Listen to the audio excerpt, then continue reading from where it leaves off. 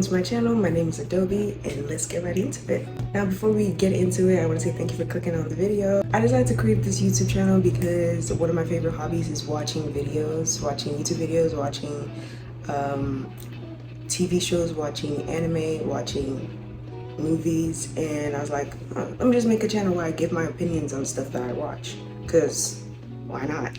Today we'll be talking about a popular show, a household name in the cartoon industry. You cannot mention the words water, fire, earth, air without not thinking of this show. This show follows the story of a young nomad as he masters all four elements. This show taught so many lessons, not only to children, but also to teenagers, but also to young adults, not also to young adults.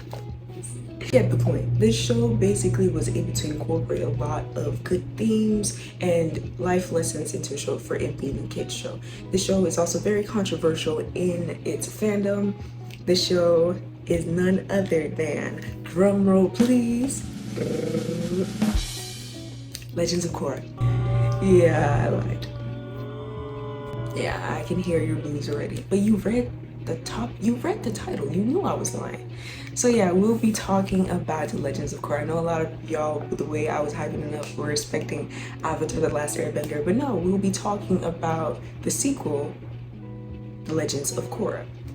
I had to make sure that I wasn't getting prequel and sequel interchanged, because sometimes I get those mixed up. But today we'll be talking about the sequel, The Legends of Korra. Now, I didn't lie though whenever I said this show that was one thing I didn't lie about. It is controversial within the Avatar fandom because I think there's a spectrum for The Legends of Korra. You either really like it or you just don't like it. And I personally was one who really liked it. Growing up as a kid, I was just excited and happy to have some sort of continuation of the Avatar storyline. So I didn't really, I wouldn't say noticed, but I didn't really care. I do think it is overly hated in the Avatar fandom sometimes, but I can acknowledge that some of the things it did lack as I grow older.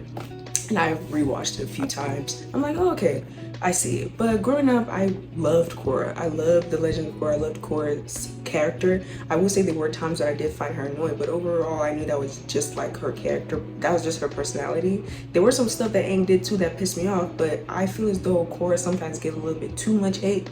And I'm just like, okay, y'all are dragging it. But today, I will be talking about why The Legends of Korra didn't do as good as Avatar The Last Airbender, and a little bit on why it deserved better.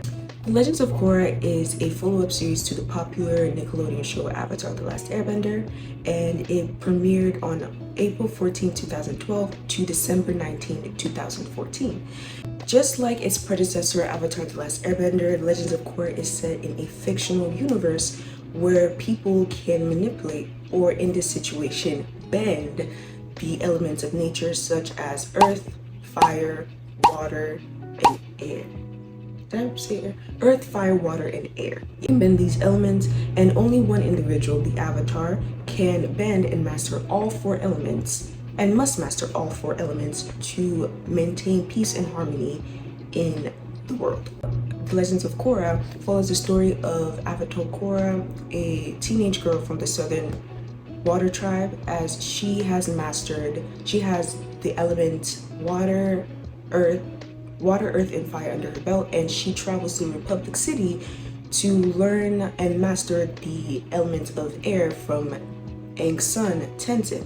As she arrives to Republic City, she's faced with obstacles and learns what it means to be the Avatar. So basically that's her journey. Before we get into the nitty-gritty, let's talk a little bit about Avatar The Last Airbender. Now mind you, we'll be lightly talking about it because this isn't Aang's shine, this is Korra's shine.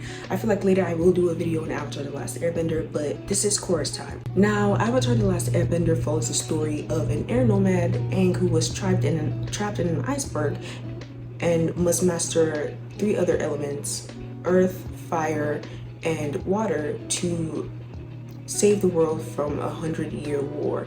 and the rule of the Fire Nation. From the start to finish, it was a strong show. The show is so respected in the cartoon industry, and not just in the cartoon industry, also in the anime society as well. People refer to it as anime, even though it's not really, and it's technically not anime, but because it has a lot of Asian anime influences, some people consider it to be anime. At first, whenever it was announced it was going to be a sequence Avatar, a lot of people thought it would be a continuation of the game, but later it was announced that it would be following a new Avatar. People were still excited to see the story, but unfortunately, there were a lot of factors that hindered the show as the show continued on. Avatar: The Last Airbender was preset for 60 episodes in 3 seasons, and in those 3 seasons, Nickelodeon gave it so much love, so much support, and so much promotion. But the same thing cannot be said for The Legends of Korra, Nickelodeon being Korra's biggest op. Now, I have this theory that Korra actually exists and had beef with the producers at Nickelodeon, because the way they were not messing with this girl needs to be studied. Now, The Legends of Korra was actually meant to be a miniseries. It was actually meant to be just 1 season. It was just supposed to be one and done. But after the show season 1 premiered, it got so popular. The fandom rode for it, loved the show, loved Korra's personality, loved her demeanor, and loved her story, and were like, we want more. So Nickelodeon gave season 2. But the entire course of The Legend of Korra and Nickelodeon was just so very messy and so very unorganized. The Legend of Korra was released in 2012 and ended 2014, so this was around the 2010s.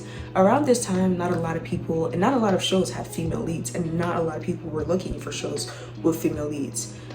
More so, not a lot of people were looking for action series with female leads. So already Nickelodeon was like, yeah, this is before it greenlit the show, they were very iffy on it, because they were like, yeah, this seems very risky to take. Now, according to a CBR Comic Book Resources article, it is titled How Nickelodeon Sabotaged The Legends of Korra.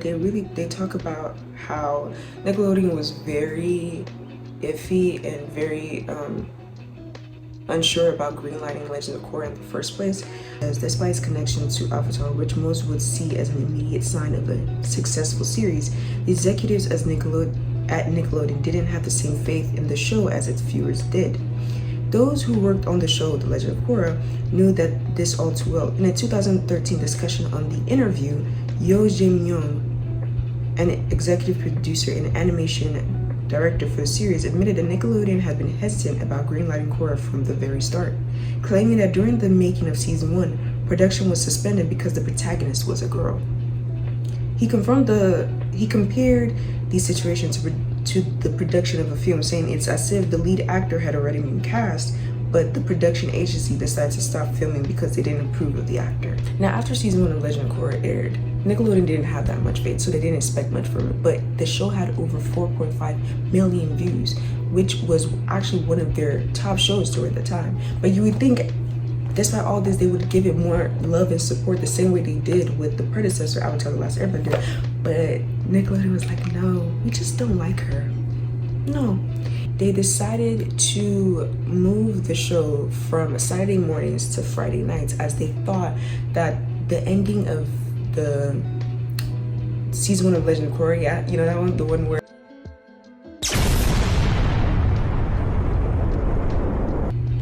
that was pretty dark for a kid show. Now that I think of, like, obviously watching it as a kid, I was like, oh, the car blew up.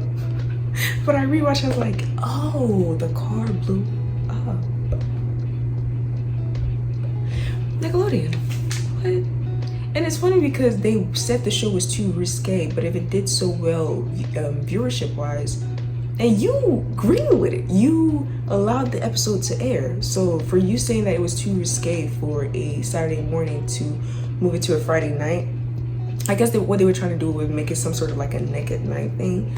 I don't think that was smart. I don't think that was wise. And it just showed how little confidence they had in that show. Another thing they added is, after there was a big wait between season 1 and season 2. They released it 8 months after season 1 came out, and that did hinder the viewership as well. So after season 2 came out, they thought again that people would be satisfied, but they wanted more. People wanted another season. So Nickelodeon gave, okay, fine, we'll give you season 3. But the problem with season 3 was the lack of promotion. There was little to no promotion, actually. The reason why season 3 didn't really get a lot of promotion, it's not entirely Nickelodeon's fault. Apparently, season 3 was, some episodes of season 3 was leaked. So to damage control, Nickelodeon decided to quickly drop the trailer, and then 2 weeks after dropping the trailer, drop the first episode of season 3, which again wasn't like, I get they were trying to damage control, but at the end of the day, the suspense of waiting for a show to air is what makes people interested in watching that show. So if you just release a trailer and then like 2 weeks later you release the first episode, it doesn't really give people a lot of time for that suspense to build up. But either way, they released the show. That could have still, I don't think that could have been, that was a big thing. But what really I felt was really not necessary was they decided to be releasing 2 episodes every week, which I think is very stupid. But hey, I'm not an executive. I'm not an executive. Nickelodeon. For season 3, already paired with bad promotion and releasing 2 episodes a week.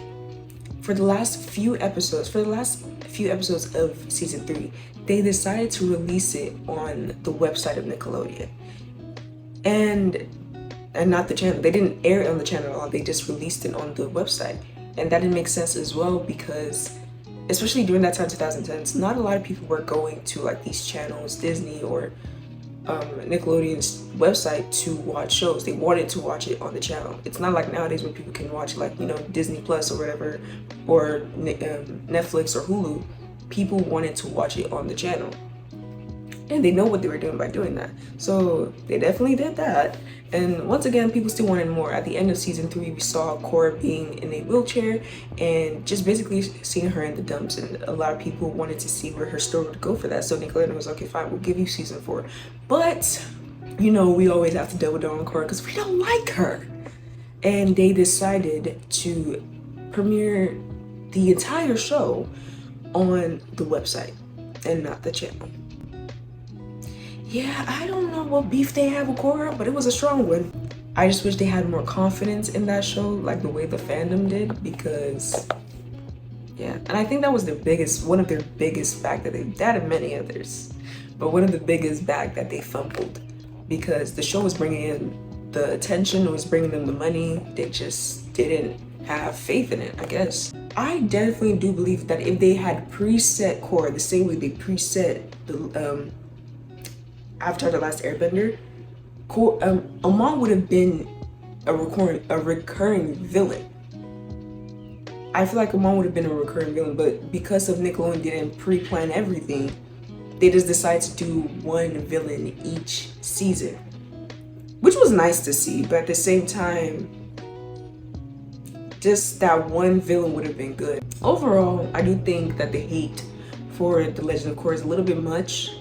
I feel like the more you grow older, the more you can appreciate the show though. I do also think that Korra is a good character.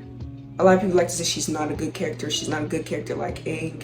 I think a lot of people don't take time to understand her character. Thank you for listening. You have about my favorite show. If you enjoyed watching this video, don't forget to like, comment, and subscribe. And definitely comment, because I want to also hear y'all's opinion on The Legend of Korra.